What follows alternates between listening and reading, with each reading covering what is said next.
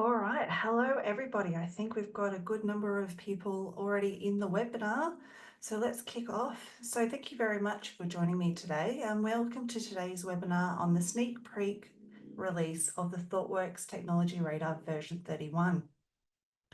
Today I'm your host, Sarah Tarapawala from Thoughtworks in Australia, and I'm pleased to be joined today by today's panelists, Eric Jernberg and Vanya Seth. Now, I've been immersing myself today in AI-generated podcasts from Notebook LM, so I'm very pleased to tell you that these two panelists are in fact real human beings. They're two members of our Doppler group, which is the group responsible for bringing the technology radar into being, into real life. I think, Eric, you've probably done about 31, and Vanya, you're up to your third already, so you're well experienced. And it's a real pleasure to have you today joining with me to tell the world a little bit of a sneak peek around what is in store for the Tech Radar when we release it next week. But before we go on, Vanya, would you mind giving a few words and introduce yourself to the audience? Absolutely. Thank you so much, Sarah. Very good morning, good evening, good afternoon from wherever you are joining us for this webinar. I'm Vanya. I'm the head of tech for Thoughtworks in India. And as part of that, I consult a lot of our customers across the globe for people, process, and tech transformation. And I'm really pleased to be here sharing some of the few of the blips that I'm really, really passionate about. Over to you, Sarah. Thank you. And Eric, can you, I think it's a good morning to you. So can you help us introduce yourself too? Yeah, it is a good morning. I'm based in Europe and I am the regional CTO for Europe at Thoughtworks. The role in the end is quite similar to Vanya. I also talk to a lot of our clients, to a lot of our teams, and get a deep first-hand understanding of the solutions that we build for our clients with all the modern technology that we later feature on the technology radar. Fantastic. And speaking of the radar, now I suspect if you're here, you've already know what the Tech Radar is, but just to remind you what it is. It's a publication that we release twice a year. It's an opinionated guide to technology landscape. It's actually based on Thoughtworks teams from around the world, around the globe, and what they've been looking at and discovering and using on projects. If you want to know behind the scenes, we've just released a video that shows a little bit about what the Doppler meetings look like. We released that a couple of month or two back, and so it was really insightful to see how this process actually comes to bear. But you've just recently been through it, Eric and Vanya, and now we are set to release our version 31. That's going to come out next Wednesday on the October the 21st. But this webinar, we're going to give you a sneak peek into what to expect. Can you give us a couple of a little bit of insight into what's coming out? Yeah, as you may or may not know, in the radar, the heart of the radar really is the about 100 blips, the individual entries we put on the radar. But in the discussions, we often find that at the end of the week, when we have discussed all the blips, when we've whittled down the 300 to about 100, that there were certain themes that were repeatedly coming up in the conversation. So, and what Vanya and I are going to do now, we're going to talk about two of those themes. There's going to be 4 in the published radar next week. And the first one, I guess, doesn't come to anybody's surprise. For us, it was quite clear in advance, looking at what happened in the previous volumes of the radar, that, of course, generative AI would be a big topic of conversation. But what we were still surprised about was just how many tools and frameworks had started to not only come into existence, because that was clear, but how many tools we were actually finding useful and how many different tools our teams had explored. I mean, we will not, of course, in this sneak peek go into the breadth of it, but just to give you an idea, there's even entire categories of tools like guardrail tools, tools for evaluating, so-called evals, but also tools to build agents, frameworks to work with structured outputs. So the output of the LLMs is now, in many of the solutions that we're seeing, not just plain text, but structured output like JSON. And then there's frameworks to understand the JSON and to parse it and instruct the LLM to give correct JSON and so on. But there's also a continuation of the vector databases trend that we've seen over the past volumes that are really common, still very common in retrieval augmented generation, in RAG scenarios. But also, as we're now seeing more and more of the solutions moving from a proof of concept phase to production. We've seen over the past 6 months a fair number of systems that are actually really in production. We are seeing now the need for whatever people call it, ML ops, machine learning ops, AI ops, Gen AI ops, tools that make these solutions actually work well in production. And then you need monitoring, observability tools for those as well. And in hindsight, of course, it is not a big surprise if you think about it for 2 reasons. One really is this initial experience where you just had a simple prompt, you type something in, you got something back. That captures people's imagination. And that was something very immediate that a lot of people could use. But in the long run, what has happened now is we have much more architectural patterns. And as I mentioned before, you need a whole host of tools to make a sensible solution. So that immediate end user experience gave way to software engineering, and we end up having all the tools that we need to have. And at the same time, because we are still in a very comparatively early phase, there's still a lot of experimentation. We haven't settled on a specific tool for a specific area. It's not a race between two, like, for example, in JavaScript frameworks after many years. We're still experimenting. We're still not even clear what is the delineation between different tools, what is the overlap, etc. So that's what we have seen. There's this huge explosion. And for those of us who had been on the Doppler group for a long time, it really reminded us of the earlier days of the JavaScript ecosystem when we started writing progressive web applications, single-page applications in the browser, and we saw a similar explosion. At the time, Neil Ford came up with this comparison to the Cambrian age, which is that age in Earth's history where a lot of species started to evolve. And we shamelessly reused the title in this radar and just called it the Cambrian explosion of generative AI tools. And we, like with the JavaScript tools, we think this will go on for a while before the dust settles, so to speak. Vanya, do you want to take the next one? Yes, absolutely. Thank you so much, Eric. I think you kickstarted the AI madness and the AI hype and the Cambrian explosion that's happening, of course, in the tools, frameworks, and techniques space. But I would say that sizable number of Thoughtworks teams are now using coding assistants, which is AI-led coding assistants in our day-to-day work for sort of helping them write code, write test cases, and many, many more things. As we continue to hold the position that coding assistance is really, really useful when it comes to AI, right? We also see a lot of anti-patterns that are starting to emerge while we use AI-led coding assistants. And for one of the few things that are sort of shining through is that there is this misconception that with AI as your pair, you can replace pair programming, right? I think there are 2 distinct things that we want to really, really highlight, that pair programming as a practice, as a construct, has a different value proposition versus what an AI coding assistant has as a value proposition, right?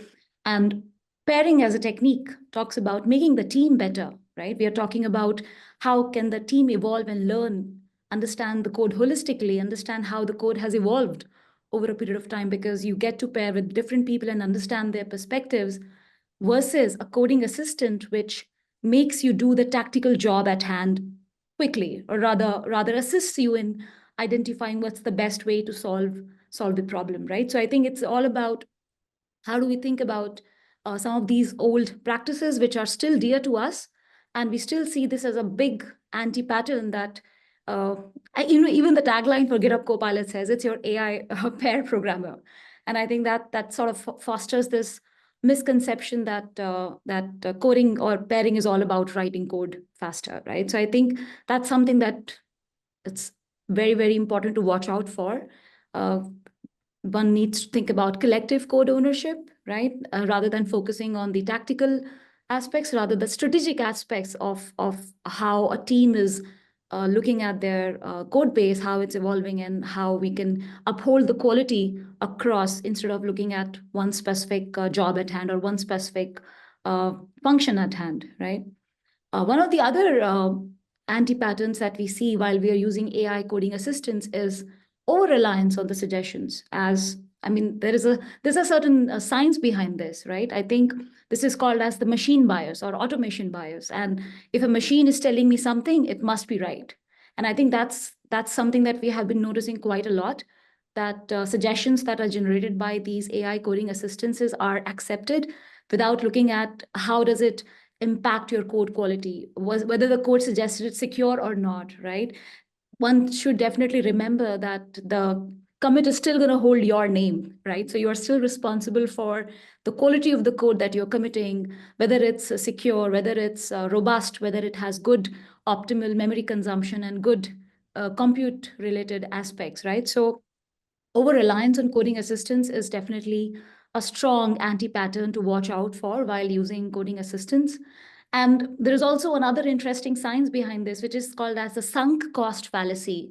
Sometimes when we are not using coding assistances in a proper fashion, we tend to give in that whatever coding suggestion has been generated by the assistant, even if it's not making sense, we spend too much energy just trying to make it work because we have spent that time actually to generate that code.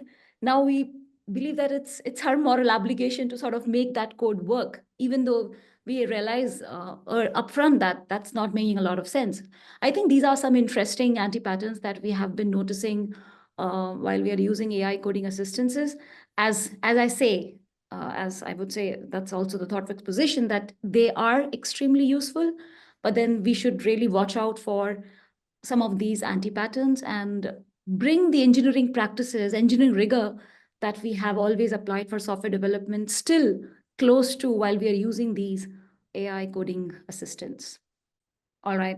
So this one is one of my favorite blips in the entire radar.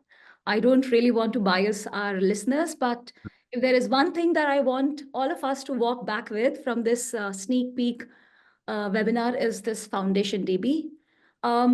Just for introductions, Foundation DB is a multimodal database. It's backed by a key value store at its core. And what's very interesting, I would say there are many, many interesting things about Foundation DB, which I would like to really highlight. But one thing that really stands out is its unbundled architecture. What I mean by that is, at the core of it, as I said, it's a key value store. But then the unbundling happens that you can build, or the way Foundation DB has been architected is that it provides multiple types of database query operations, right? So you have a record layer, which allows you to interact with Foundation DB in a more relational sense, right? So it gives you record feature, it gives you querying from a relational database query patterns. Then there is a document layer, which allows you to access Foundation DB from a NoSQL database perspective or a document database perspective. And interestingly, it is compatible with the MongoDB API. So if you have a very simple implementation of MongoDB, you can pretty much lift and shift to the document layer, which is written on top of Foundation DB, right? So, and there are all different GitHub repositories, the core, the record layer, the document layer, and any more interesting patterns that they come up with. That's one key thing about Foundation DB, the unbundled architecture. Besides that, it provides a strong consistency model. I would say the tagline that goes with Foundation DB is that it brings the power of ACID transactions in a distributed ecosystem, right? And I think that's a great way to sort of put it. And I really am inspired by this because one of our teams, in one of our engagements, we are building a software system for India level scale. So the current population for India is over 1 billion people. And if you think of a software system that supports that kind of population, I'm talking about 10 billion transactions a day. So 10 with the B. So 10 billion transactions a day. And this team has been using Foundation DB as their transactional data store for storing the financial transactions. And the fact that it provides a strong consistency model, that means it has strict serializability. That means whatever is the order of the transactions, you are going to maintain that order in real time, right? So that's the scale at which this Foundation DB is being used. It's in assess because it has still not gone live, but the extensive performance testing that this team has done, we can really vouch for the fact that this is a fantastic distributed database, which provides a very good read-write performance for real-time transactions, especially in the financial world as well, where we really need to maintain the ordering of the system. Another interesting thing, just so that you really remember this blip from this conversation, is its deterministic simulation engine. I think there's an interesting story behind this. Even before the Foundation DB people started writing their software system, they spent years together to build their simulation engine, which can load test the entire distributed system from a variety of perspectives, right? So they wrote this simulation engine, which can simulate all the real world distributed failures that can happen in the real world applications, and now they can catch these issues even before their system is being used in the real world, right? So that's something really, really unique about this database, that, and I would really like to admire their engineering rigor for really defeating in some way, the fallacies of distributed system and having some sort of determinism on how and in what fashion it can fail, right? Just to give you an idea, they can simulate failure modes at the network level, at the machine level, at the data center level, including connection failures, degradation of machine performance, machine shutdowns, reboots. So you name it, they have it, sort of a thing, right? And I think that's what some sort of sets Foundation DB apart from a lot of counterparts in the distributed database space. We can move to the next one. Yeah. ClickHouse, another interesting columnar online analytical processing database, OLAP database, meant for real-time analytics. Interestingly, it's available both as open source and as a cloud offering. It has an efficient query engine. I think the reason that it's efficient is because of its underlying mechanism of data compression. I think since it's a columnar storage, it's definitely following all the good practices that a lot of column-based databases follow, data compression, but then ClickHouse offers some special codecs. I think there are some mathematical techniques like delta and GCD to compute and store the data in an extremely optimal fashion in a columnar style. And that makes it efficient to run your queries in real time without pre-aggregating the data. And I think that's something that really is unique about ClickHouse, the way it has optimized how to store data, how to compress data. And therefore, it allows you to run interactive queries without any pre-aggregation, as I mentioned earlier. And our teams have been using ClickHouse for storing telemetry data, right? So the open telemetry data, which is used for storing your logging, traces, and metrics data. And they have been importing terabytes of observability data. I'm sure you understand that observability data runs into huge storage implications. And they have been using ClickHouse for ingesting huge amounts of tracing data from Eager.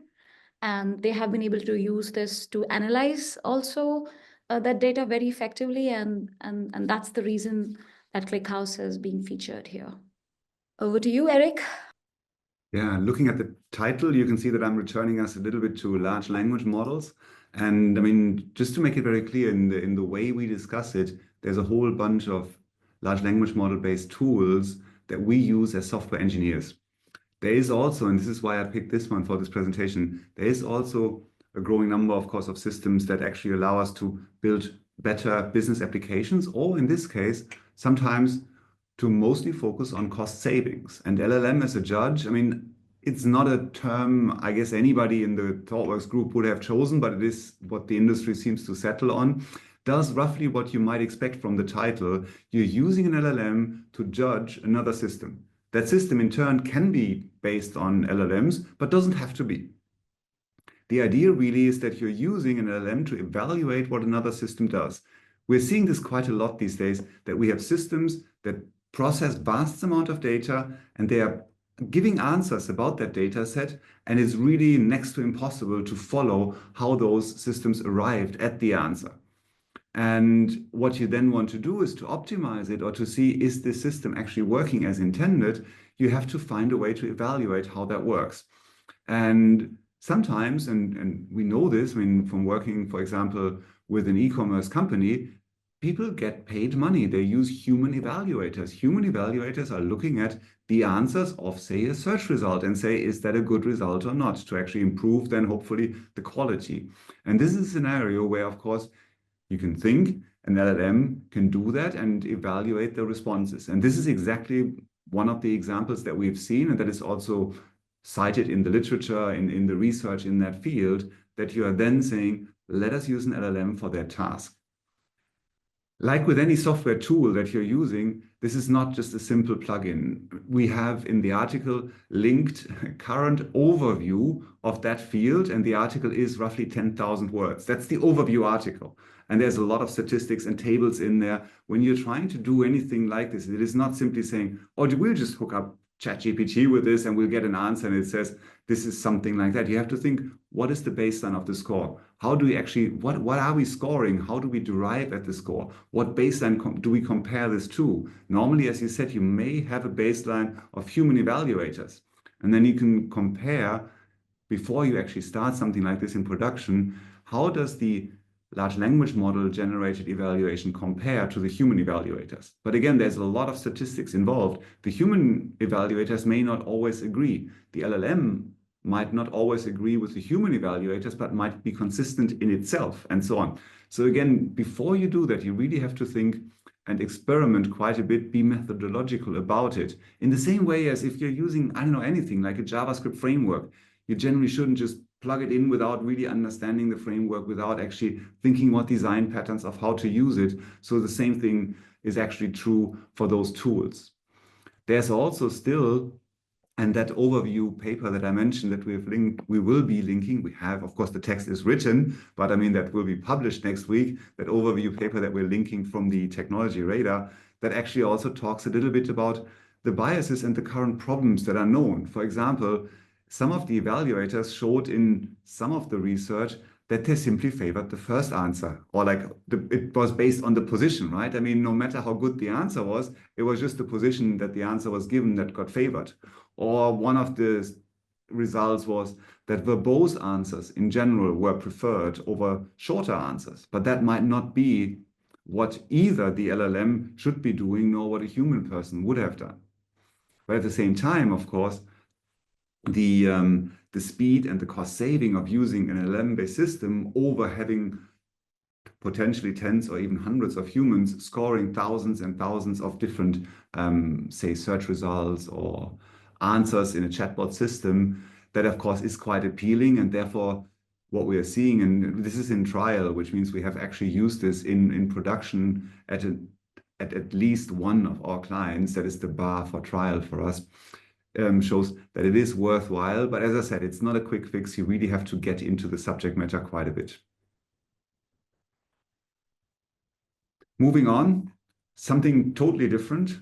Mockun is a humble testing framework, I would say. I'm not sure the authors would agree. It's a very clear niche. I mean, we build a lot of distributed systems these days that have services that call APIs from other services, etc.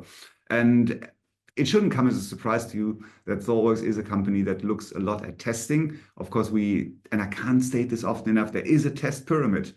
Lots and lots of unit tests are the foundation on which to build sensible software. None of this is an excuse. We don't want to see these hourglass tests where you have all these end-to-end tests and no integration tests and only unit tests or only end-to-end tests. So that being said, there is definitely a place that when you write a distributed system with services that call other services or the APIs of other services, that you want to mock those APIs.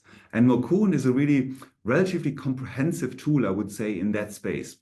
It basically, I mean, the authors have done everything that they could think of, and that means it covers a lot of different use cases. I mean, the standard one, of course, is if we are strict with the language, as Martin Fowler, who is also a member of the Doppler group, would remind us, we're actually talking about a fake here. So it just creates fake responses. You can call an API and you can set up Mockun to answer in a specific way.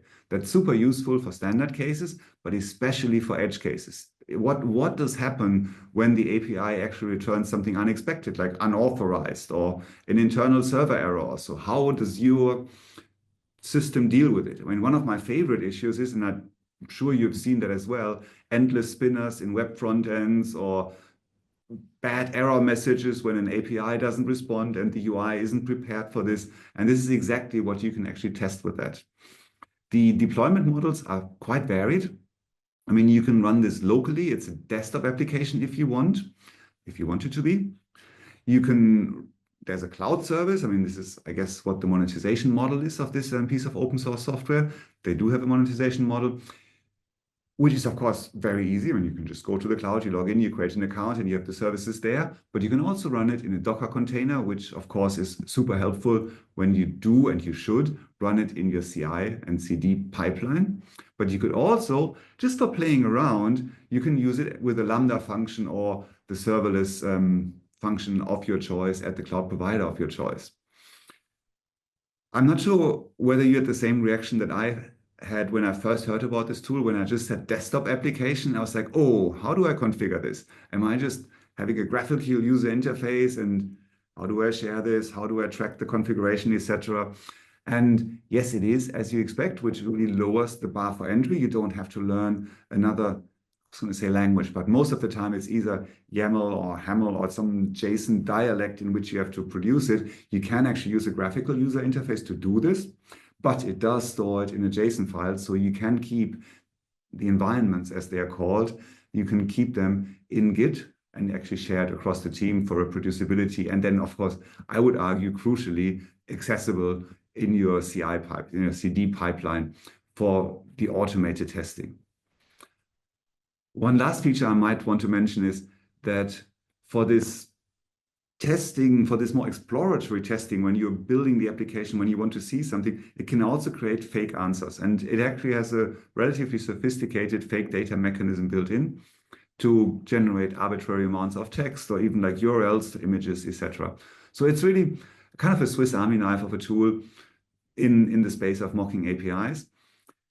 We do, of course, want to caution that in the end, this is not replacing all the testing you need to do. There is still unit testing. You still want to have end-to-end tests at some point against real instances of the API, ideally, of course, in a production context. All right.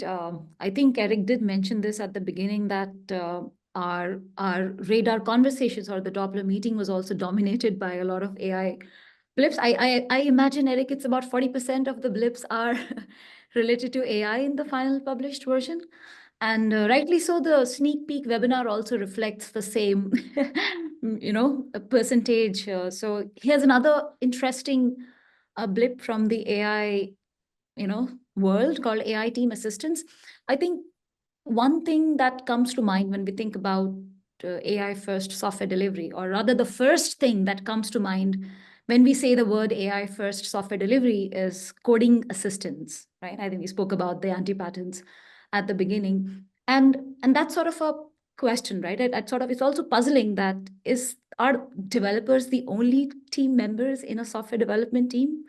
Last time I checked, we need a cross-functional team to deliver any sensible software system, right? There are business analysts, there are product people, there are security people, there are a variety of roles in a team. And I would say that software development is still a team sport, right? You need all of these crafts and skills to really build a good, robust software system, which really serves the purpose of what it is built for. And that's where, right, this myopic view of thinking only about coding assistance is a problem.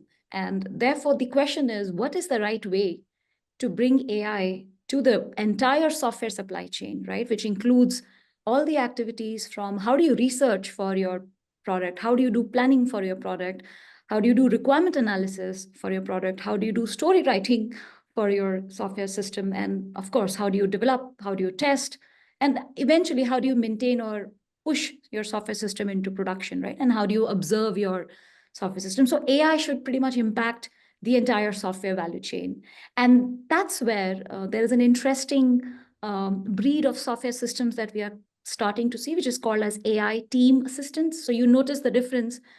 It's a team assistant, right? So the idea that we are trying to evangelize here is that instead of thinking about only a specific individual assistant, which is a coding assistant for, say, the developers or maybe the people who write tests in your teams, we need to think about better teams rather than just better individual contributors, right? So one of our colleagues based out of Australia, Scott, said that we are looking at 10x teams over 10x engineers, right? And I think that AI team assistance as a blip, as a thought process, sort of fits right into that we are looking at AI impacting the entire team members, not just a specific role. And to be honest, within this space, there are a lot of interesting tools that are emerging up. I'm sure all of us understand Atlassian Suite, or we have used some of the offerings of the Atlassian Suite, like the Confluence or Jira. Now Atlassian is coming up with something called Atlassian Rovo. I think they have already released one offering of it. And what it allows you to do is it allows you to bring the power of AI to your most used mechanism of storing documentation across your organization, right? Whether it's your domain rules, whether it's your architecture documentation, or any sort of documentation that you maintain in your organization. And it allows you to search information across your Jira, which holds your, hopefully, your story backlogs, your epics, and multiple ways in which you manage your software system programs, right? So it allows you to do a search across all of this information and assist the product people or the business analyst on the team to do effective use of their time by leveraging AI to help them maybe write stories better or search for information better, and thus enabling the other members of the team, not just the developers alone, right? There are other tools like Unblocked. I think these are two interesting ones that we definitely discussed during the Doppler sessions. I think in the spirit of we all ourselves as Thoughtworks exploring this area really well, we created AI team assistant called Haven, which we have open sourced. I'm hoping one of us can share the link of the repo in the chat with all of you so that you can definitely check it out. And I can say that Haven as an AI team assistant has something for the entire software value chain, right from your research to how you push your code into production and then observe that code, right? So it has something for all the roles in your team. You can do epic breakdown, you can do test case generation, you can do test data generation, and many, many more things, which sort of help the entire team leverage AI for their daily business, right? So that's the idea of AI team assistants that look at AI as an enabler for your entire team rather than just for specific roles.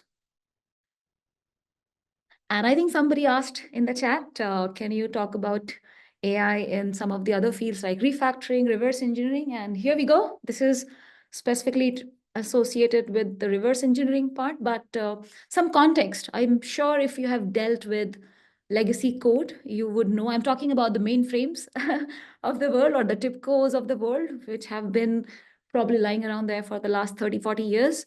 And one of the challenges that we face while dealing with legacy code bases is the lack of documentation or the lack of clear documentation on what that software system does or what are the rules that are associated with that software system. And oftentimes those people who built those systems are no longer there, or maybe they have retired or they're not available for you. And this becomes a huge impediment while we think about the modernization efforts, right? We'll think about the modernization journeys. I'm sure a lot of you would agree that in a typical modernization journey, we need to look at and understand the existing code-based system, right? We need to understand what are the dependencies. We need to understand what are the various domains, the business rules, and how that logic has been implemented, and what are the various interfaces that are there from front end to back end, and many, many more, right? Like this reverse engineering is what I'm really talking about. So reverse engineering is a really hard problem, especially the challenges, given the challenges that I mentioned earlier, right? Lack of clear documentation, lack of people who built those systems, and the fact that they are slowing down the overall modernization agenda because you are getting, this is an impediment for you, right? And I believe that besides AI for the software delivery as a whole, one area that I personally feel very bullish about is using AI or using Gen AI rather to understand the legacy code bases, right? So how do you bring the power of AI to make sense of something that's pretty much non-existent, the understanding of the legacy code systems? I think we have used a variety of techniques in this space to understand legacy code bases. One of them, of course, is using simple prompting techniques, right? You write a reasonable prompt that can help you understand a piece of code. But then just understanding a piece of code is not the objective, right? The objective is to understand the entire code base. And therefore, what's the more optimal way to understand an entire code base, which probably has millions and millions lines of code? And that's where I think we introduce RAG, I'm sure we have heard about RAG so far. I think that has been the toast of AI town for the past 1 year, which is retriever augmented generation. For the benefit of our listeners, RAG stands for retriever augmented generation. That means how do you ground the responsive of your large language model into your enterprise data, right? So you use your enterprise data to ground the responses generated by your model. So while we attempt to understand a legacy code base with Gen AI, we make sure that the code or the structure of the code is available to the model in the RAG format, such that it can do a augmented understanding of what that code structure really means, right? So we use RAG as a technique to assist us in using AI for understanding legacy code bases. And one interesting thing here is that we explored a graph-based structure. So the good old abstract syntax trees, right, which can give you structural information about your code, use them to populate a graph sort of a structure and provide that graph to your RAG system. And then that creates a very interesting proposition for you to understand your legacy system really, really well, because the graph has structural information of what are the various linkages in your code base. And when you give that as a input to your large language model, it can use that information much more effectively to give you deeper relationships between your code base and give you natural language understanding for how to understand that code base. And I would say typically we have been doing some engagements in this area. And one of the highlights for me personally has been that instead of trying to convert from code to another code, you think about an intermediate format, right? So you look at your last legacy code and then try to convert that into, say, natural English, such that you understand the application better, which can then enable your product people or business people to formulate what is the next version of the software system that we have to build, right? So that pretty much helps in forward engineering and deciding and looking at your backlog much better from a modernization perspective. And I think that's where using graph plus RAG based technologies is creating a level up in using Gen AI for understanding legacy code bases. Over to you, Eric. Here's one last blip that is related to large language models. And in the spirit of the previous blips, I'm going to talk about something that is not for the software engineers directly, but for a solution. And we're engineers, right? We're not happy when something just works. We want to optimize. We want to make things better. We actually also find trade-offs, or we think, can we do the same with less? And the tool that is now listed up there, LLM Lingua, actually it's a framework, is something that's published by Microsoft. And it helps you with compressing prompts. So prompts, of course, are the things we send to a large language model. And you might think, why would I want to compress them, right? I mean, it just works that way. And we found ways of doing this. We also see announcements of ever larger so-called context windows. So the prompts can get bigger and bigger. Why would you want to compress them? And what does it even mean, right? I mean, wasn't the whole point that we're sending natural language to the large language models and they've been trained on natural language so they can respond in natural language? What does compression even mean? It's not like a zip file, right? Where you're actually taking maybe some ASCII text and out comes a binary that nobody can read anymore. However, at the same time, it will not have escaped most people who have gone into production with a large language model that it actually costs significant amount of money.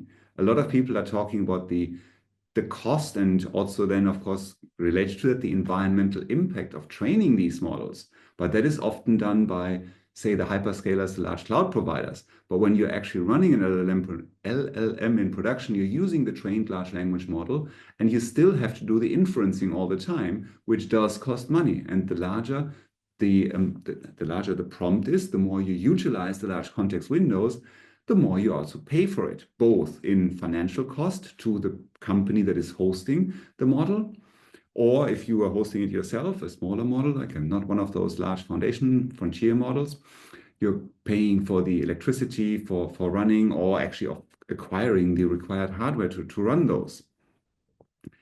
So What are the engineers doing? They are compressing the prompts. And what we are seeing is you can use another large language model, a so-called small language model. We'll talk about that on the radar as well. So a smaller language model to actually look at the prompt that is meant to go to the large language model and take out tokens from that prompt to make the prompt small, which will, of course, decrease the size of the prompt, which will decrease the cost, which in all ways.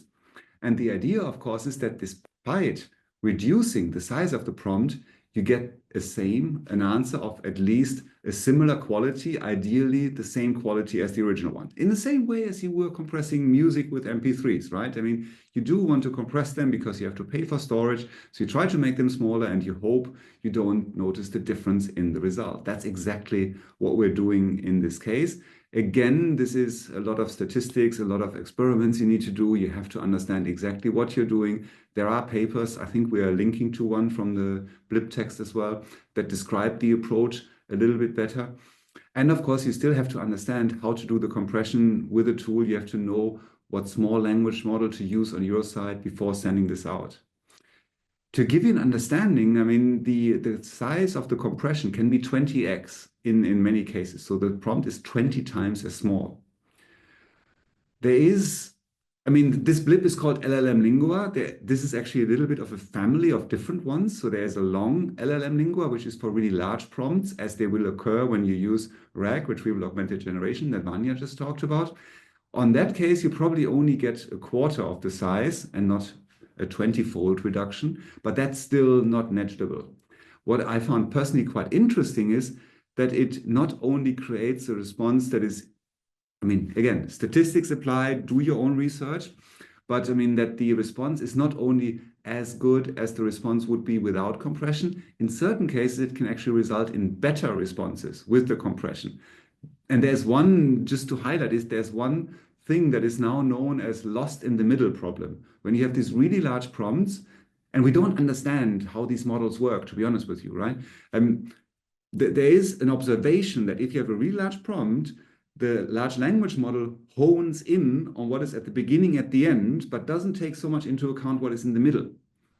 So when you do retrieval augmented generation and you put a lot of documents at the beginning of your prompt before you put the final question at the end, some of the documents might not be treated with the same sensitivity, that's the wrong word, but with the same emphasis as the ones at the front. And the compression, again, we don't quite know how it works. This is research, this is statistics, but it shows that it can actually address this lost in the middle problem.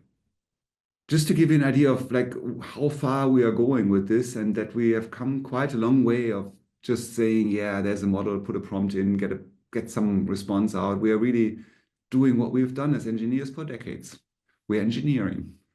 Speaking of a tool that has been around for a while, and in the discussions with the Tech Radar, we, as you may know, we take the proposals that come from our colleagues. We really ask, and Thoughtworks is over 10,000 people. Before we do the meeting, we do sessions in each of the regions and ask people, what is it that we should put on the technology radar?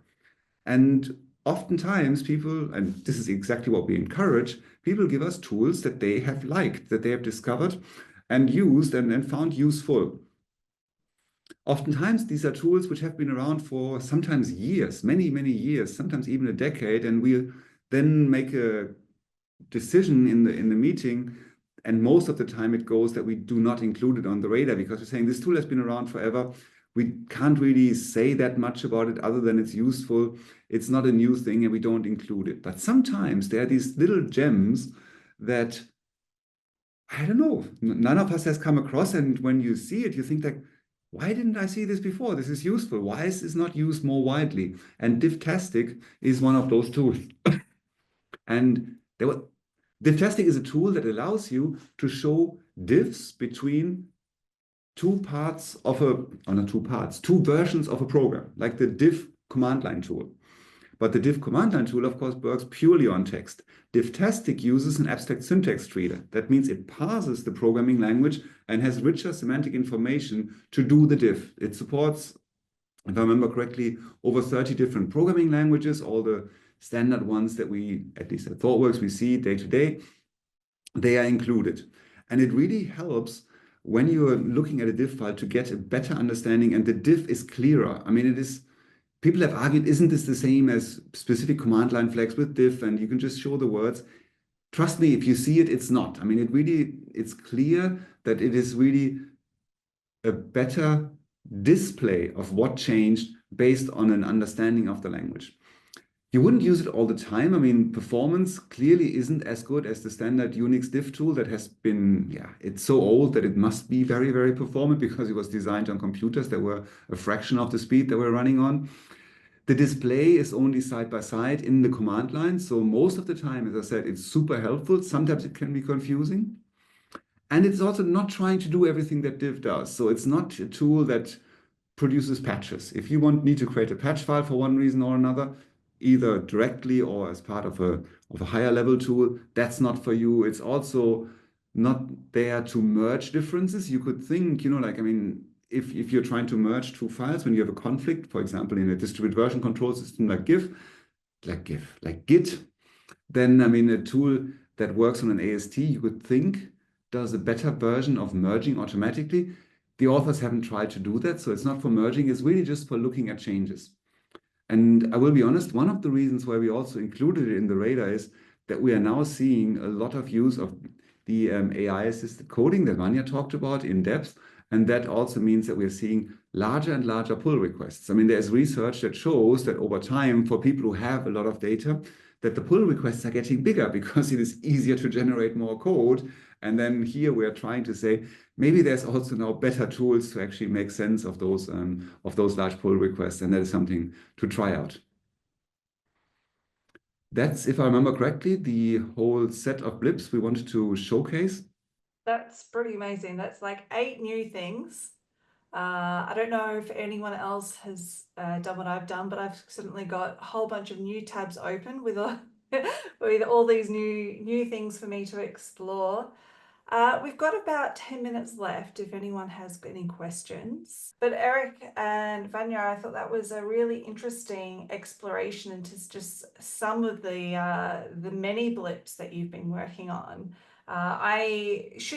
we shouldn't be surprised by the number of AI related blips that are appearing, and it is really interesting to see this trend, picking up, and what it means for the radar in general. I think you've got an AI blip in in all of the quadrants that we talk about. So I thought that was very interesting, especially the rise of the team assistants and things that can help with the way that people work and the way that we can just do our jobs. I know our teams are often asked to help on Gen AI features for their products and services, or the operational side of the businesses. So it's great to see, their use also in helping us do our jobs better to serve the business. I still haven't seen any features in the questions in the Q&A. There are a couple popping up in the chat. I'll throw this live to either Eric or Vanya. Is there much on agent-based AI? Have we evaluated GitHub AI workflows? Yeah, I can answer some part of it. Eric, please feel free to add in. Yes, I think agents are not far behind. We, in our conversation, discussed a lot of agentic workflows. In fact, last time, I remember we spoke about LLM-powered agentic workflows in our radar as a technique, and that has been featured again, I believe. And we did discuss some production usage from our project teams during this radar. So one framework that we did reblip this time is called Microsoft AutoGen. It is used to build agentic architectures with your LLMs. And although it's not used in a way that we understand agents, like fully autonomous and chatting between each other, but then the way we have used is a little slightly restrictive, but then yet it is using the framework to build an LLM based application, and definitely it's in production. So I'm sure you can have a look at it in more detail when the radar gets released. But I don't have any specific information to share on GitHub AI workflows. Maybe it's a new feature. I'm sure there are tons and tons getting released every week. Eric, anything to add on that? No, not really. I mean, just maybe a point, I mean, with the evaluation, of course, we evaluate tools that we use, but the radar is, again, I just really want to highlight this, is from the practitioners up. It is what we see with our teams working and what they are proposing. And it's not that we set out and say, we make a scan of the entire market and then we do an evaluation session. So as Vanya said, GitHub, the AI workflows, I have not heard about teams reporting anything significant about them. But that again doesn't mean that they're good or bad. It just means we haven't heard anything about them. We might expect to see a couple of them pop up the next time we do the radar blip session. All right, well, we might wrap it up there. I wanted to say thank you very much to Eric and Vanya, not only for coming on and giving us a little bit of a sneak preview as to what we're going to expect on October the 23rd. Now, you'll get this recording, but also make sure that you check the website for the Tech Radar coming out on, again, the 23rd of October. That's next Wednesday. So thank you very much, Eric, Vanya, for your time in taking us through 8 blips and 2 of the themes. There are many, many more listed in the radar. But also thank you for your time and actually condensing a whole bunch of insights that we get from the Thoughtworks teams and spending the Doppler sessions. And I encourage everyone to go watch that behind the scenes video, because it was really interesting to see the way and the process that this is actually brought to life. So thank you very much, and we look forward to sharing this with you. Again, that date is the October the 23rd, and it's the Thoughtworks Technology Radar Volume 31. Thank you, everyone. Have a good day. Bye-bye.